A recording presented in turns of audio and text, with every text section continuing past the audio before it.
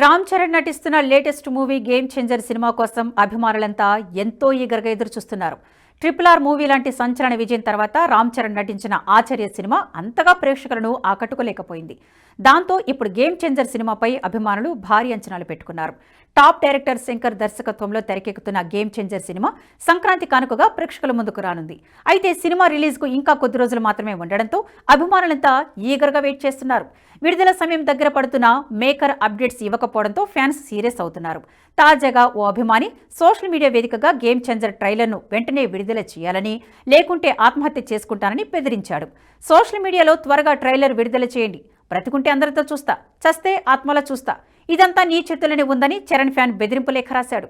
Cinema రిలీజ్కి ఇంకా 13 రోజులు మాత్రమే మిగిలి ఉన్నప్పటికీ ట్రైలర్కు సంబంధించిన అప్డేట్ ఇప్పటిదాకా ఇవ్వలేదు. అభిమానుల ఎమోషన్స్ను మేకర్స్ పట్టించుకోవట్లేదు. ఈ నెల ఆఖరిలోగా ట్రైలర్ అప్డేట్ ఇవ్వకపోతే, న్యూ ఇయర్ సందర్భంగా ట్రైలర్ను రిలీజ్ చేయకపోతే తాను ఆత్మహత్యకు పాల్పడతానని సవినయంగా తెలియజేస్తున్నాను. ఇట్లు చరణ్ అన్న భక్తుడు అని రాసుకొచ్చాడు.